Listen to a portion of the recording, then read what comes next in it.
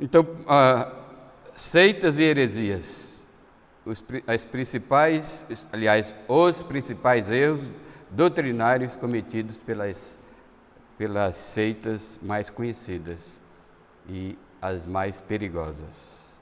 Lembrando que Jesus disse: errais não conhecendo as Escrituras, nem o poder de Deus. As seitas não conhecem as Escrituras e nem o poder de Deus.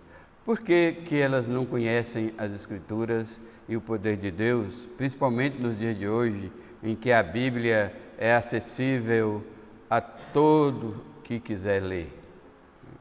Porque a Bíblia, conforme nós lemos em 1 Coríntios, capítulo 2, e versículo 14, diz: ora, o homem natural não aceita as coisas do Espírito de Deus, porque lhes são loucura, e não pode entendê-las, porque elas se discernem espiritualmente. Porém, o homem espiritual julga todas as coisas, mas ele mesmo não é julgado por ninguém. Pois quem conheceu a mente do Senhor, que o possa instruir? Nós, porém, temos a mente de Cristo. Aqui é o contraste entre o homem natural e o homem espiritual. O homem natural não tem o Espírito Santo, portanto, não tem a mente de Cristo. O homem espiritual tem o Espírito Santo e por isso tem a mente de Cristo. Então, o Espírito Santo é que dá o discernimento para o homem. O homem espiritual aqui é o homem, em contraste com o homem natural. O homem natural é o homem biológico, que nasceu apenas biologicamente. Biologicamente, todos nós somos semelhantes, mas espiritualmente não, porque nós além, os crentes verdadeiros, além de ter nascido biologicamente, nasceu uma segunda vez, nasceu espiritualmente. É tanto quando eu falo do acidente o acidente que eu sofri, tem pessoas que falam meu câncer, minha faringite, minha Covid, a minha Covid-19, está errado, não é minha não. Então, o acidente não é meu não. Mas no acidente que eu sofri, quando eu compartilho as bênçãos de Deus, vinda por meio do acidente, as pessoas dizem: você nasceu de novo. Antigamente eu ficava com uma giriza disso, nasceu de novo, porque os incrédulos não entendem o que é nascer de novo, né? Mas agora eu aprendi não ficar intrigado, né? Não ficar intrigado com essa frase dos incrédulos. Aí eu falo 3 vezes. Ou nasci de novo 2 vezes. Aí eu explico o segundo nascimento e o terceiro nascimento é o que eles dizem, né? Então, o que eu ia dizer? Então, o homem espiritual é o novo nascimento, o homem que nasceu de novo, portanto, tem o Espírito de Deus, tem a mente de Cristo pela graça. E o Espírito Santo dirige a sua vida toda, principalmente dirige o seu aprendizado do conteúdo das Escrituras. Só entende a Bíblia quem tem o Espírito Santo. Inclusive, estas pregações que eu faço, que todo pregador faz nas igrejas, só entende quem tem o Espírito Santo. Se você sair daqui sem entender nada, olha, suspeite se você tem. Pergunte se você tem o Espírito Santo. Porque quando as palavras que saem da minha boca, elas são muito mais claras no seu íntimo, no seu interior. Porque o Espírito Santo está, por mais que eu que eu tenha dificuldade de me expressar, o Espírito Santo está ali como professor excelente que não deixa você sair daqui sem ter entendido alguma coisa. Se porventura você entender e você não entender uma vez ou outra, aí não é problema. Mas se sempre não entende o que eu digo aqui, pode suspeitar se você tem o Espírito Santo. certo? Agora, se for uma vez ou outra, mesmo assim você não deve se acomodar. Ah, eu não entendi o que o pastor disse. Então, pergunte, tire as suas dúvidas. Leia o texto, leia o trecho da Bíblia que o pregador leu, né? 1, 2, 3, 4, 10 vezes, o tanto que for possível, até entender. Porque também, se você acomodar e não se importar, né? Dormir, o sono dos anjos, acordar, dormir, acordar, dormir, acordar, e não tiver interesse de saber o que o pregador disse naquela noite, também pode suspeitar se você é um homem, simplesmente um homem natural ou um homem espiritual. Porque a todos foi dado, a todos os crentes foi dado entender a pregação. Porque senão a Bíblia não está errada, quando dizem em Romanos 10, 17, que a fé vem pela pregação. Está certo? Então, ou então o pregador é falso, né? A menos que o pregador for um falso mestre que está pregando o que ele acha, né? Não está pregando a palavra de Deus. Por isso que eu prego expositivamente. Prego a Bíblia para que aquele que tem a espada na mão, a espada do Espírito na mão, o Espírito Santo lhe ilumine. Que à medida que eu leio a Bíblia aqui, ele vai lhe ajudar. E não tem como você se desviar para doutrinas falsas se você tem o Espírito de Deus, né? Mas Jesus também disse outra coisa mais que eu quero ressaltar. Ele disse: não provém o vosso erro de não conheceres as Escrituras nem o poder de Deus. Essas palavras aqui são de Marcos, a outra é de Mateus, mas são a mesma situação na sua discussão com os saduceus. Certo? Então a gente já viu algumas coisas sobre a Igreja Católica. O fundador é Constantino. Já contei assim, uma história rápida de como Constantino se tornou o profeta, fundador da Igreja Católica. Constantino era o imperador, né? Mas ele teve uma visão do cristianismo milagrosa, segundo ele, veio para ele essa visão, e a visão se cumpriu, né, entre aspas, e ele então declarou o cristianismo como católico, como universal, né? E daí em diante, por meio de segundo consta, Constantino nunca foi regenerado, nunca demonstrou fruto de novo nascimento, simplesmente abraçou a religião. É fácil abraçar qualquer religião que a pessoa se simpatiza. Então, aí a doutrina do purgatório, significa nova chance de ser salvo, ou salvação após da morte, nova chance de salvação após da morte. Os católicos creem na salvação depois da morte, por isso que existe dia de finados, e eles fazem oração pelas almas dos que morrem.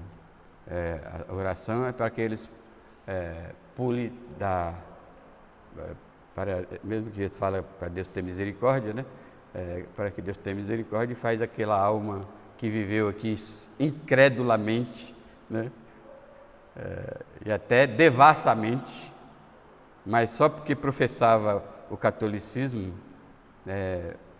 eles oram para que aquela alma pule do purgatório para o céu. Mas isso é indiscutivelmente fora das Escrituras. Aí vem a missa, que é o segundo sacrifício, né, que é realizado, né? Então a missa seria repetido sacrifício de Cristo. Semelhante ao juízo investigativo, porque, segundo o juízo investigativo, Jesus está fazendo mais sacrifícios, né, para redimir o pecador. E a idolatria, que você já sabe, né? Adventista, o fundador é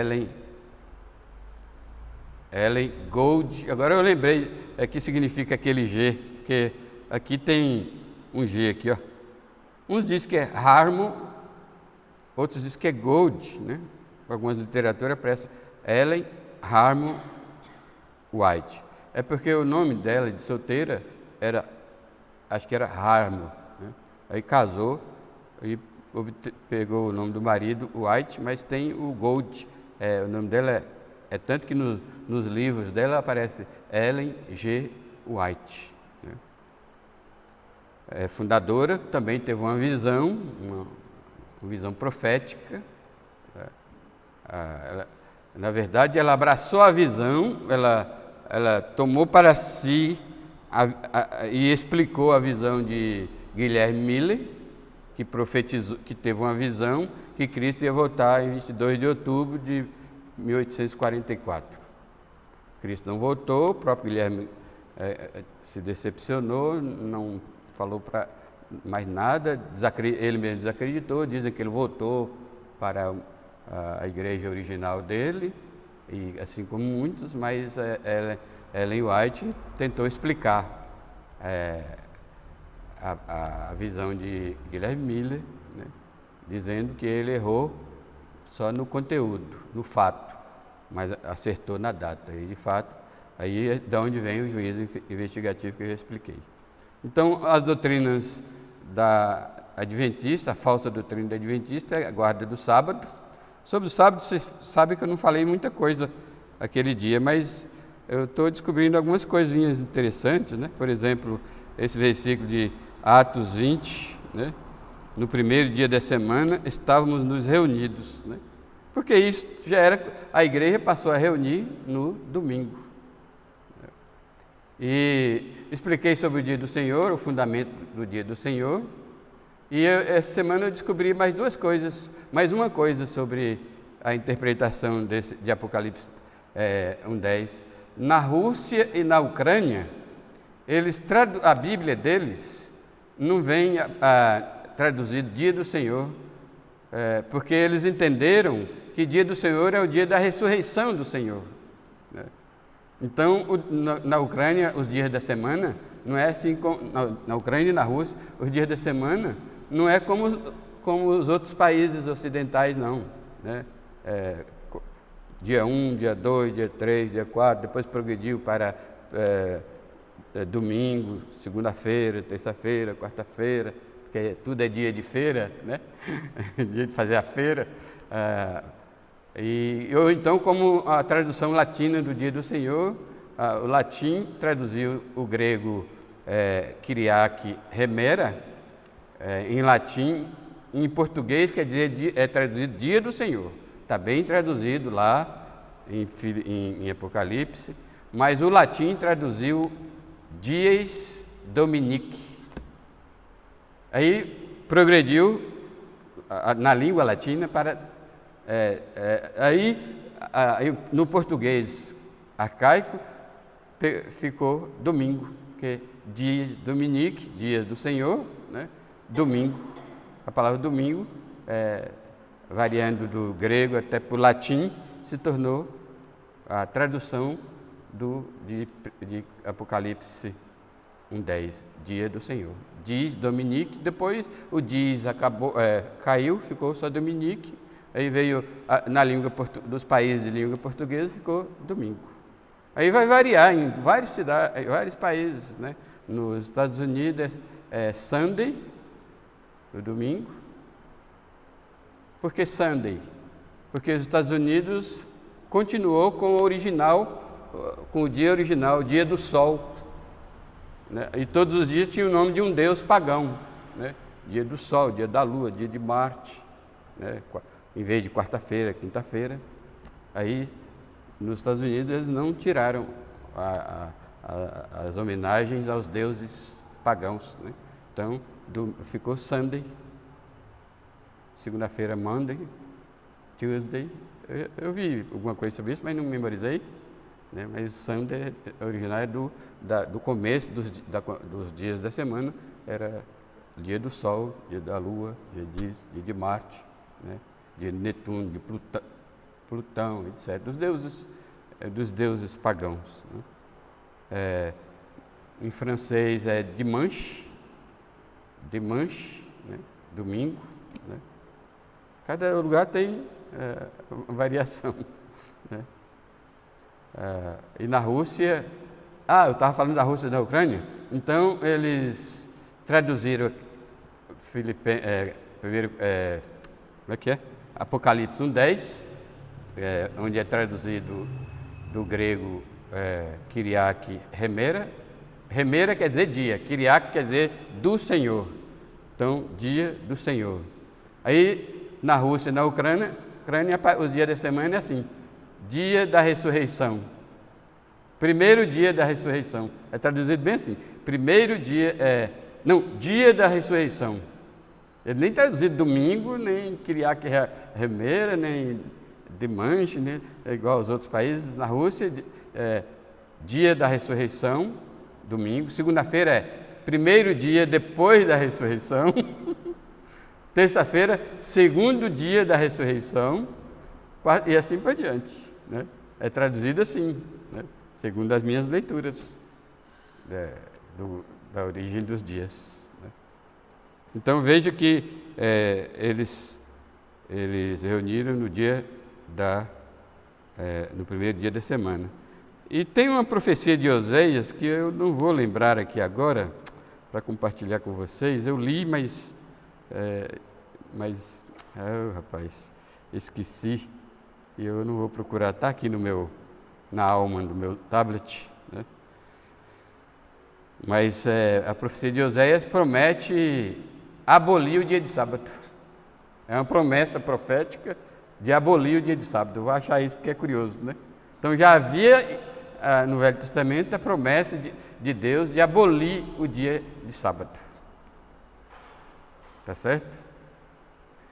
Então, de vez em quando, a gente vai tocar um pouquinho. Aí vem aniquilamento dos ímpios, ou seja, não existe inferno, o ímpio morreu, simplesmente deixa de existir.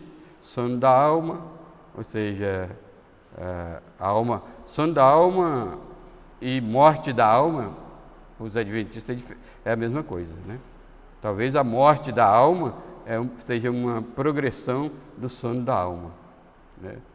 Quando falava em sono da alma, a gente achava que a alma fica dormindo nesse entre a morte e a ressurreição. Não, mas o adventista vai mais longe. Quando a pessoa morre, não morre apenas fisicamente, morre a alma. Segundo eles, se não fosse assim, não tinha sentido a ressurreição, certo? Mas eles esquecem de tantos trechos na Bíblia, por exemplo, de Lázaro, do rico, 2:11, Oséias é o primeiro livro depois de Daniel. Estou certo ou estou errado? 2:11.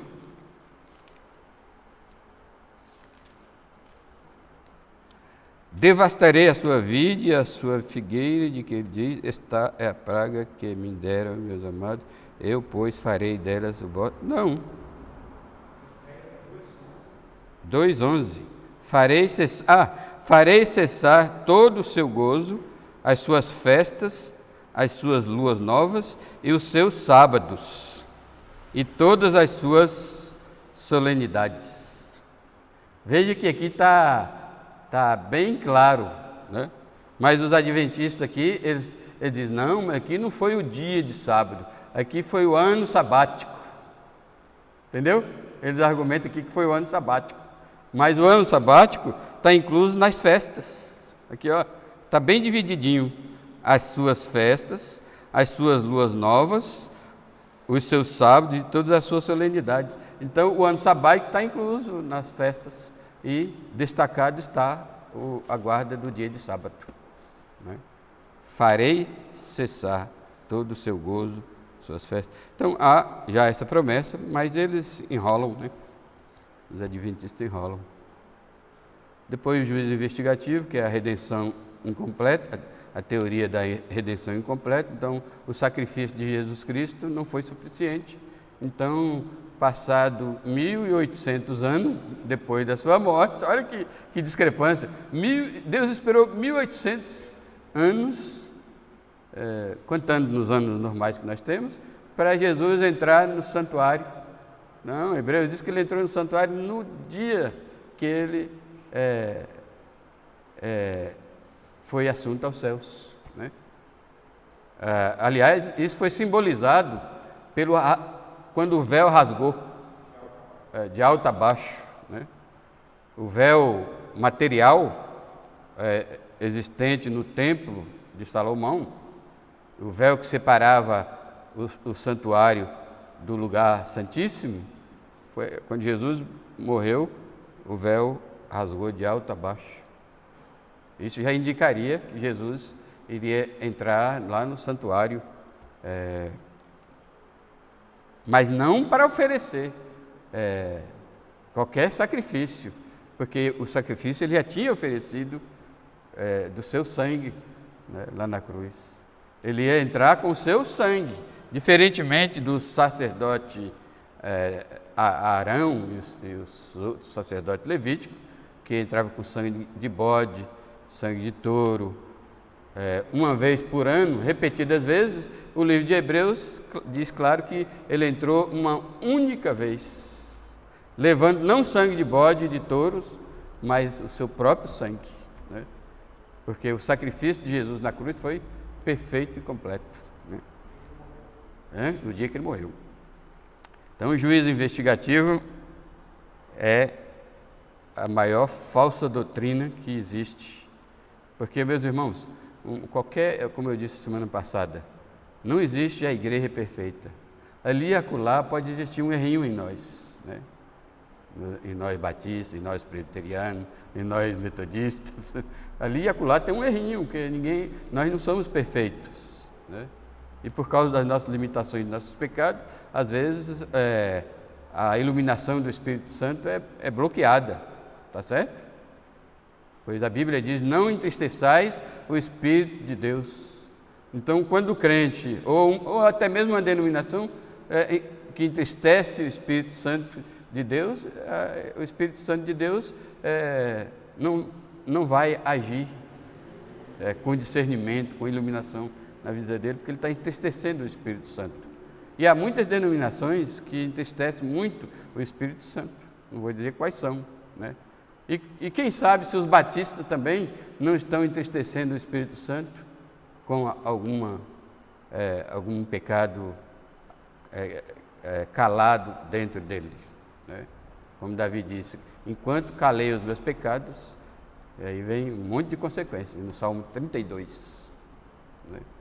Então não há igreja perfeita, há aquela igreja que mais se aprofundam nas Escrituras, se aproximam das Escrituras, obedece às Escrituras o máximo que pode, mas perfeita não, né? Então, mas, como eu estava dizendo, então ali e acolá há um errinho, mas, por exemplo, o batismo, citando aqui a presbiteriana, o batismo presbiteriano é totalmente contra a Bíblia. Mas não é um erro que os condena ao inferno. Entenderam? É o que eu disse aqui no começo. São as doutrinas, a diferença entre as doutrinas capitais e as doutrinas não capitais. Doutrinas capitais é aquela que, se você errar, você está ou blasfemando contra Deus ou negando o poder de salvação de Deus. Aí, aqui entra o juízo investigativo, entra essas doutrinas capitais que ninguém pode errar. A igreja presbiteriana não erra, os batistas não erram, os metodistas não erram, a igreja dos irmãos não erra, a igreja nazarena não erra, a igreja menonita não erra, a igreja de Pedro Valdo, os valdenses não erram, e assim vai. Porque errar na doutrina da redenção é errar na doutrina capital e significa perdição eterna. Não se pode errar. Por isso que essa doutrina do juízo investigativo é perigosíssima, né? E nenhum crente deve cair nessa armadilha. Aliás, um crente verdadeiro não cai em armadilha nenhuma, porque a Bíblia já disse, quem crê em Deus não será confundido.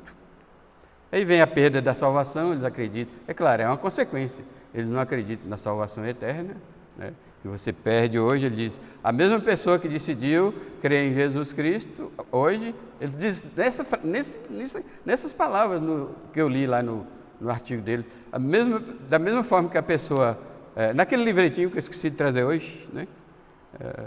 Eu esqueci de trazer o livretinho. Naquele livretinho diz, a mesma pessoa que decidiu crer hoje, é a mesma pessoa que pode decidir não crer amanhã. Então ele disse, então não existe certeza eterna da salvação. Dom de profecia, que eu já expliquei para vocês, fartamente, principalmente na exposição da Epístola aos Coríntios. Se alguém quer saber mais, eu ainda tenho, nessa época eu não estava gravando ainda, né? Mas eu tenho o esboço, né? Se alguém quiser aprender mais, eu tenho o esboço das exposições de 1 Coríntios, começa do 12, 13 e 14. Esses 3 capítulos é crucial para entender se os dons continuam ou os dons cessaram. Tá certo? E aí vem a doutrina do exclusivismo e um monte de coisa que eu coloquei aqui. Está aqui a abolição do sol, ó. O versículo é de Oséias 11 mesmo. Tá certo? Eu copiei aqui. Aqui tem os argumentos também, você pode pesquisar no Google, né? Escreve lá sobre a abolição do salmo. Não sei como foi que eu achei aqui. Eu esqueci de anotar, cometi um pecado que o pesquisador não pode cometer, escrever a fonte, né? Não sei porque esqueci, mas tem que ter a fonte de onde eu achei isso aqui. Aí, isso aqui é interessante sobre essa abolição do salmo, porque o articulista escreve assim, o cumprimento dessa profecia de Oséias encontra-se em Colossenses 2, 14 e 17. Está lá em Colossenses 2, 14 e 17. Se cumpriu já, o sábado foi abolido. A profecia de Oséias se cumpriu. E está explicado em Colossenses 2, 14 e 17. Aí vocês podem ler. Colossenses 2, 14 e 17. Anota aí. São muitas coisas, né? Copiei Apocalipse 1:10 no grego, na língua grega, né? E esse de vermelho é o famoso Kuriake Remera, ou seja, o dia do Senhor. Juízo investigativo, origem do juízo investigativo, as contradições de Ellen White. As contradições é o seguinte, ela diz que o sacrifício de Cristo foi perfeito. Mas como pode ser o sacrifício de Cristo perfeito se não foi suficiente para pagar os pecados das pessoas que creem em Jesus? Contradição. Aí hoje o Testemunho de Jeová, o Testemunho de Jeová, não precisa falar muito deles não, né? O fundador foi Russell, também um profeta, que teve uma visão, né? As características dos Testemunhos de Jeová são simples. Eles negam a divindade de Cristo, eles creem que Cristo é apenas um profeta, um bom homem, né? Mas eles dizem que Cristo, a diferença entre Cristo e Deus, por Cristo não ser Deus, ele não é todo-poderoso, ele só é poderoso, mas todo-poderoso não, né? Nisso eu já ouvi também de Testemunho de Jeová. E adulteram a Bíblia, a Bíblia deles é uma Bíblia especial, né? Adulterada, até a palavra Deus eles colocam com letra minúscula, certo? Então, ou seja, eles adulteraram, mudaram a Bíblia para coadunar com a doutrina deles, né? Certo? Como eles não creem na palavra, não creem em Deus, eles creem em Jeová, né? É semelhante aos islamitas que não creem em Deus, creem em Alá, né? Agora, é claro que Alá não é o mesmo Deus, e o Jeová dos Testemunhos de Jeová não é o Jeová da Bíblia. O Jeová na Bíblia, a palavra é Iavé, né? Que se pronuncia Jeová. Só que quando aparece a palavra Yahvé, que só aparece no Velho Testamento, porque no Novo aparece Theos, né? Na Bíblia, no Novo Testamento, não aparece Jeová, Yahvé, nenhuma vez, aparece Theos, né? De onde vem a palavra teologia. Então, mas mesmo no Velho Testamento, nas traduções nas outras línguas, nem todas aparecem lá Yahvé, né? Só quando o intérprete quer reafirmar o nome de Deus. Mas a palavra Yahvé toda vez que aparece a palavra Senhor no Velho Testamento, principalmente na atualizada, né? Na edição atualizada, quando aparece Senhor, a palavra Senhor é a tradução de Yahvé, certo? Jeová. Certo? Mas o Testemunho de Jeová ignora isso, né? E no Novo Testamento, a palavra, como ele não pode achar a palavra Jeová nem Yahvé no Novo Testamento, então eles traduzem a palavra Deus no Novo Testamento em letra minúscula. Pelo menos a última vez que eu dei uma folheada na Bíblia do Testemunho de Jeová. Tá certo? Eles adulteram a Bíblia. Aí, por adulterar a Bíblia, as suas doutrinas é tudo falso, né? Aí vem os costumes esquisitos. Eles não servem o exército, não faz transfusão de sangue. O filho pode ser o filho mais amado da família, que morre, mas não faz transfusão de sangue. Não comemora nenhuma data comemorativa, né? Nem casamento. Casamento eles fazem. Não comemora aniversário, tá? Natal. Com Natal eles não estão perdendo nada em comemorar, né? Mas assim por diante, né? O rapaz, o jovem não serve o exército, não pode servir o exército, não hasteia a bandeira, que mais? Um monte de coisa de abobrinha. Testemunho de Jeová, os erros deles estão muito na cara, só enganado. Mas eles também são exclusivistas, viu?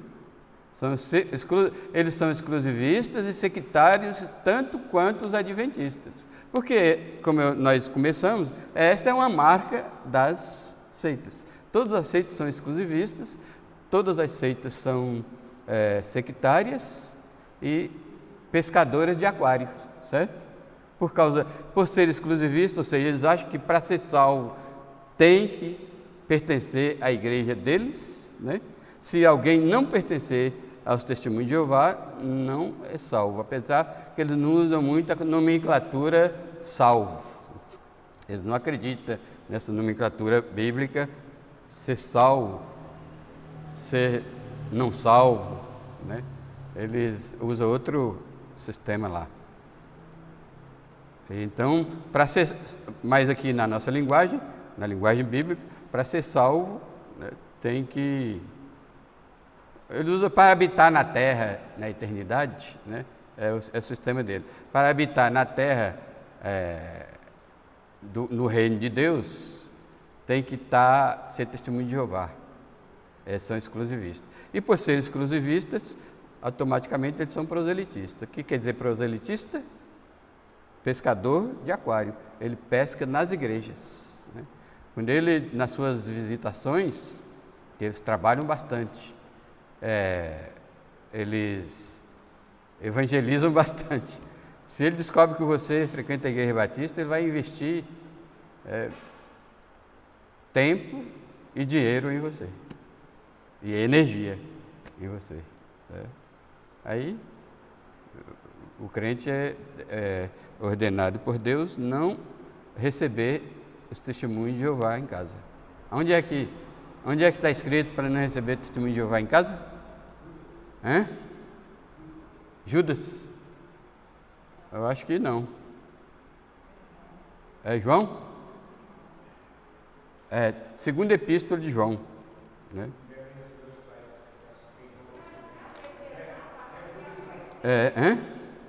Não é Judas não, é segunda João. Segunda João, Eugênio, 2 João capítulo 3, versículo 9, que nada, 2 João não tem capítulo 3, rapaz. Segundo João 9:10. Se alguém vem ter convosco e não traz esta doutrina, não o recebais em casa, nem lhes deis as boas-vindas. Existe uma historinha, não sei se é verdadeira, mas ilustra bem, que um velhinho, um crente, tinha acordado cedinho e tinha lido e ele tinha costume de acordar cedinho e fazer a sua devocional. Aí, porque os velhos acordam cedo. E o primeiro exercício dele era fazer a sua devocional. E a sua devocional foi aqui, no segundo epístola de João. Ele acabou de ler a Bíblia, meditar e orar, a campainha toca. Aí ele vai ver quem é. Eram 2 jovens bonitos, fortes, de gravata, camisa igual eu estou aqui. Igual eu estou aqui. Bom dia, meu velhinho. Eles são muito educados. Bom dia, meu velhinho. O velhinho, bom dia. Nós viemos, Deus nos mandou falar com o senhor nesta manhã tão linda. Aí o velhinho olhou para ele e disse: é mesmo? Não estou entendendo Deus. Não estou entendendo Deus. Ele acabou de me dizer para eu não receber vocês em minha casa. Entenderam? Vocês sabem quem são esses 2 jovens, bonitos, altos, alguns loiros. Agora eles estão usando alguns brasileiros e para disfarçar está colocando alguns negros também. Mormons. E logo o velhinho logo conheceu quem era. Né? Nós vamos falar sobre os mormons um pouquinho mais para frente. Não estou entendendo Deus. Ele coincidiu que ele acabou de ler segundo João. Deus acabou de me dizer para eu não receber vocês em minha casa. Então, os testemunhos de Jeová não dá para engolir.